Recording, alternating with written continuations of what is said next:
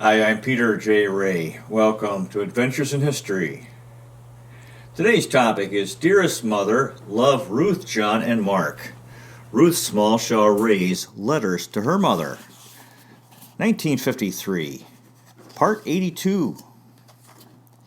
602 Huntmere Drive, Bay Village, Ohio, October 5th, 1953. Dearest Mother and Dad, just tucked Mark in, and since John's bowling, I should be downstairs ironing, but thought I must drop you a line and return the snaps. Good to see them. Thanks, too, for the clippings today. Certainly is too bad Grandma is failing. I think it would have been good for her to have kept her home, but may not have made any difference. John's grandma painted all her kitchen woodwork this spring at age 83, and washed for her son and daughter and 3 children for 3 weeks this summer, but she's unusual. Would love Grandma and Grandpa to see Mark. I've been trying to think what we should do. John says he'll abide by any plans I make if possible, but don't know. I thought of trying to get a ride home with Connie, but the trip might be rough on Mark and on me too. Then she'll have her own plans. Guess we should have taken our vacation and gone home, but it seems so far for a baby, and thought you might come down. Did you know that Winnie, Sid, and Kim were going to England? You never mentioned her baby. What is he like? Is he cute? I bet. Teddy looks so much like Pete. Also, have Bev and Isabel had their baby yet? Wasn't it due in August? John is going to confirmation classes Sunday afternoons. I go to church mornings and he goes in the afternoons, but like to go together better. Last Monday night I went to Bay Junior Women's League and John bowled. Tuesday night I worked on the Bay Directory, and Wednesday I had a committee meeting at church to plan a dinner. Thursday John went to Bay Men's League, and last night the Rays were over. I got Mark a white jacket and navy pants for Carol's wedding in March. She's asked me to be bridesmaid. John has the yard all in now, $30 worth of grass seed alone, just filling in spaces. Big job. All the leaves are turning. The woods are so beautiful in gold rusts and reds, but so transient, and it makes me sad to think of winter coming. I think you're marvelous to be working, and a grandma. Glad you like it, a progressive person. Do so hope Bud is successful in his exams. Lots of love, John, Ruth, and Mark. 602 Huntmere Drive, Bay Village, Ohio, October 12th, 1953. Dear Mother and Dad, Hi. Been looking for a letter from you, but expect you're busy. Are you still working? Do you drive to work? Very admirable of you, too, but then staying home alone isn't easy either. It seems as if life is just a series of adjustments to having a family and to having it leave you, I guess. Would sure love you to see Mark and vice versa. John is bowling tonight, but will bring home some snaps that I hope will be good enough to send to you. Paul and Ada were here last Thursday from Milwaukee with their 8-month-old little girl. As John said, Mark and Linda didn't pay too much attention to each other, except to grab at each other's eyeballs. Mark finally got his 5th tooth, been waiting since July, and he surprised me by grabbing the glass of milk in both hands and taking a big drink by himself. He's still not to be trusted, though, for when I do, he's liable to turn the cup to the floor. Saturday I shopped and got Mark a cute blue corduroy jacket and pants, but it fits so snug he looked like a sausage, so John returned it today. So I guess he takes a size 3 or 4. We're going to Oberlin football game Saturday. The Rays are taking Mark. Thursday night I'm fixing the flowers for a church supper, and Wednesday start bridge. Hope you like the snaps. Return any that don't interest you. Write soon. Love you very much. Love, John, Ruth, and Mark. 602 Huntmere Drive, Bay Village, Ohio, October 16th, 1953. Dearest Mother and Dad, Hi. Well, we're coming home, we finally decided. I don't know exactly how or when, but this morning, John told me to call the airlines and get a reservation. But of course, I thought it best to find out when you'd prefer since you're working. I don't think John can leave the office now with Dick in court every day for 6 weeks on a case, but I guess John got tired of me continually going back to the subject of whether I should take Mark to Regina. It would be nice for you to see him. Just wish I could press a button. So when would you rather us come? Unless you'd rather we all come for Christmas. John suggested November for Mark and I. Tomorrow we go to Oberlin for homecoming and the football game. It's been a busy week. I'm taking bridge lessons Wednesday evenings and like it. You could do that, Mother. Teach bridge. The women charge us $60 for a 6 weeks course. She gets $10 a night and lectures for 1 hour, and then we practice 1 hour while she checks our bidding. Fun. We pay $5 for 6 lessons. Last night I fixed the flowers and tables and helped serve for the Women's Guild regional dinner at church. 150 people. 15 bouquets on 15 tables. I was exhausted. Usually when I go out in the evening, Mark doesn't know I'm gone, for he's in bed first, but last night John tucked him in. He sure is cute. Got his 5th tooth and can take 2 steps by himself, so we'll be walking by a year, I expect. Today he discovered how to get out of his stroller while I was raking leaves. There he came, crawling over to me. 3 times I put him back, and finally he fell out right on his head, so I guess my days of leaving him playing in it are over. He can turn on the stove and pulls up the blinds if they're low enough. Into everything. Cute. Hope that you have a fine birthday. We'll be thinking of you. Love, John, Ruth, and Mark. P.S. We're having the upstairs finished. $500. The man starts soon. Love, R.R. 602 Huntmere Drive, Bay Village, Ohio, October 28th, 1953. Dear folks, glad to get your letters yesterday. Also heard from Connie today, and she'll phone me from Ontario next week, November 4th, and we'll see how the weather is then, as to whether Mark and I should drive home with her. We're going to have our baby in June, so expect I should ask the doctor about a trip too. We'll see. I could get a good trip flying to Billings, Montana or Great Falls, but don't know if there is air service from there to Regina. Do you know? Via Toronto gives me a 6-hour stopover, which is a long time with a baby, since I'd prefer going at night. No meals, no changing diapers, and not so much activity.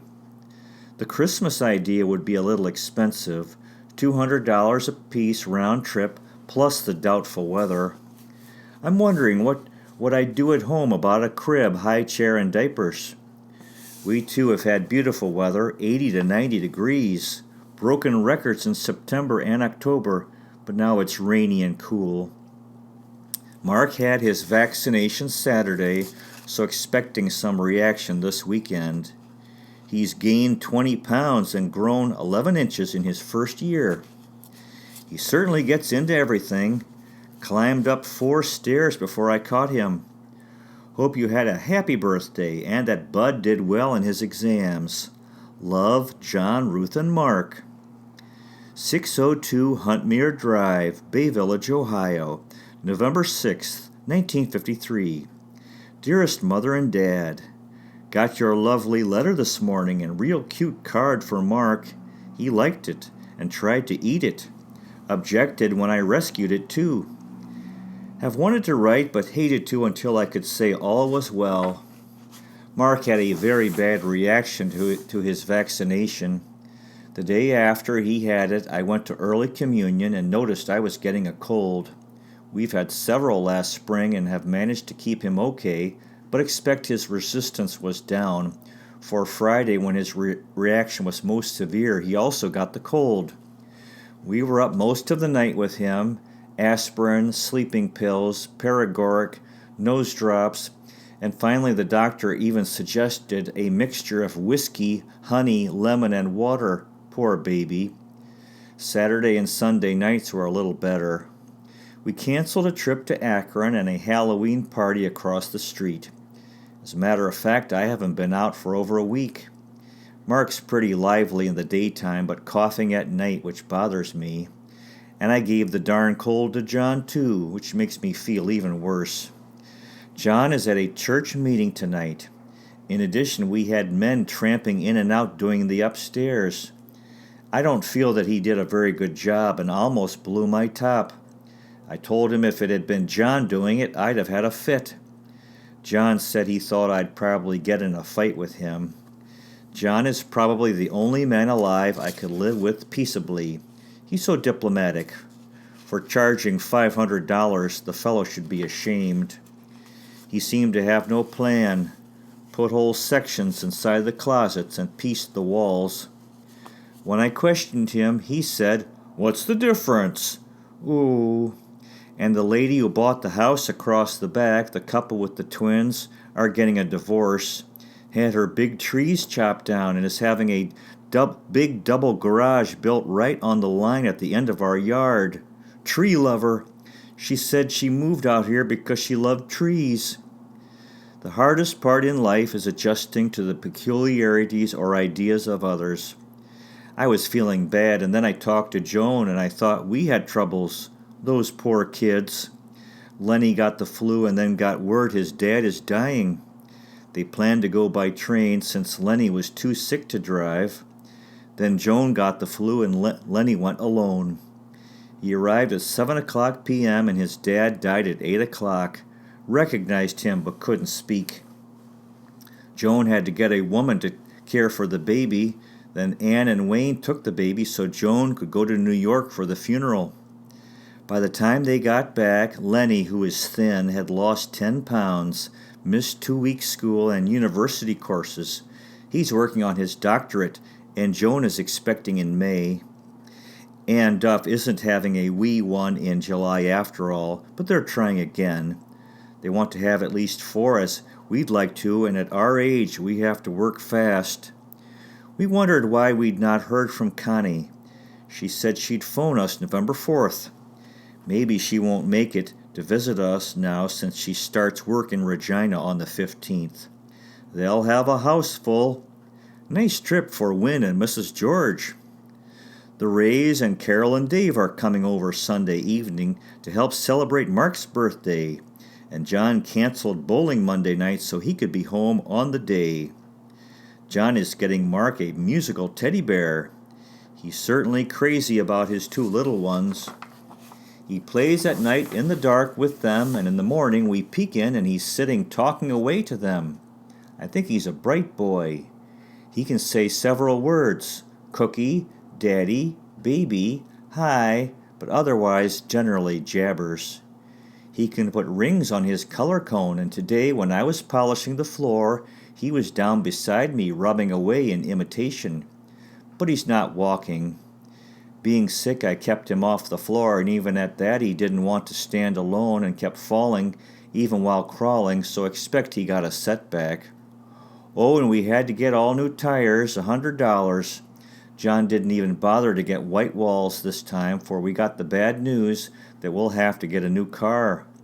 We'd hoped to wait 2 years, but now we'll be lucky if we can hold out till spring.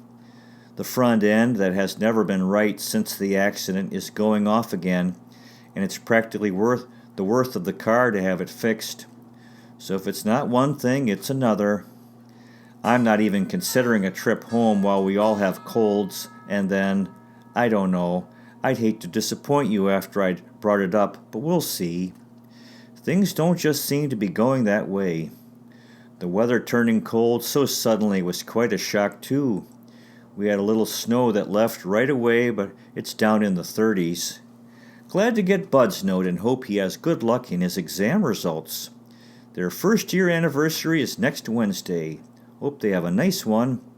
I am getting weary and hate to think of ironing not done. I'll let you know how things go with Mark. If your gift doesn't fit, don't feel badly. I buy things for him and find he's too big for them. He wears a number 3 inch sleepers, and we bought a number 4 snowsuit that is none too big. Expect he'll slim out, though. Good night. Love you, John, Ruth, and Mark. P.S. 11 o'clock p.m. John just got another flat tire as he left the church. New tires yet. Luck comes in streaks. R.R. I'm in charge of the coffee hour after church Sunday. Supper for the Rays. To be continued. Now there's an announcement here she sent. Richard F. Stevens takes pleasure in announcing the formation of a partnership for the general practice of law with his former associate, John S. Ray, under the firm name of Stevens & Ray, 1218 Standard Building, Cleveland 13, Ohio, July 1st, 1953. Telephone MA 19858. Now we have 4 comments on the original publication. And the first is from Tessa Delina, the former secretary of Restless Educational Center. Dear Sir, greetings to you and your family. After 2.5 months of waiting for the sequel to SFMC number 37, finally number 38 arrived, and it was worth waiting for. I simply adored looking at the baby photos of Mark Doran, who looked so cute and cuddly. I am quite sure that he would love to read this particular issue as it focuses on him, babyhood years. As can be gleaned from the letters itself, Ruthie appears to be enjoying her motherhood, and words could not express how happy she felt to have Mark. Here are some of the words, adjectives, or phrases she often wrote which could aptly describe Mark and the love she had for him. Great baby, darling, cute, happy all the time. So contented, lively, bright boy, sparkling eyes, pink cheeks, very clever, has perseverance, so responsive, precocious, he's surely a sweetheart. One letter struck me, referred to a letter dated September 1, 1953, where it says that there were moments in Ruth's life that she appeared to be bored and depressed, and she felt she needed to get back to work. Despite this, she was still able to balance her life by socializing with her friends, bowling with them, and even going to the dance. In all of these, John appeared to be very supportive and a model husband. Again, this issue was wonderful. Sincerely, Tessa J. Dolina, Rojas District, Quezon City, Philippines. And the next comment is from the author, from Ruth Smallshaw Ray herself. I've enjoyed my letters and must write a letter to the editor. It seems as though it was another person, so domestic and so committed to having Mark. I certainly appreciate your time and effort in recreating my letters to Mother. I still miss telling her things, like we won first prize at the Yacht Club Bridge for the year and we'll have our names engraved on the trophy. Ruth Smallshaw Ray, Rocky River, Ohio. And the next comment is from Mark Doran Ray. Thanks for the letters from Mom about my birth. She was in a very spiritual state of mind. Mark D. Ray, Carlsbad, California. And the next comment is from Patricia A. Ray, one of Ruth's John and Ruth's daughters. I started reading number 38 and I'm getting a kick out of it. So often I feel I'm too busy to read these, but this is such a pleasure and a welcome change from hearing depressed patients all day. Now that I have started reading this, I'm looking forward to reading it bit by bit to keep me company. Patricia A. Ray, M.D., Boston, Massachusetts. Well, that concludes today's presentation. Good luck to you with your efforts in family history. If this interests you, finding, preserving, and sharing old letters, diaries, photographs, family movies, and videos, and interviewing elderly relatives while they're alive. You might consider checking out our website, Adventures in History with Peter J. Ray, at peterjray.com. So far, we've made 613 history videos in 7 areas: world history, American history, book reviews, poetic tours, Cleveland baseball, family history, and autobiography. There's a donate feature. You might consider making a donation so we can continue making these videos. You also might consider checking out our podcast, Adventures in History. If you live in Metro Manila, Philippines, and are looking for a high school, you might consider Restless Educational Center, which is located in San Juan, Metro Manila. We specialize in helping young people who have had difficulties in the larger traditional schools. Thanks so much. The spelling is RESALEST, restless.education. Thanks so much for watching. Really appreciate it. God bless you. Take care. And I'll see you next time.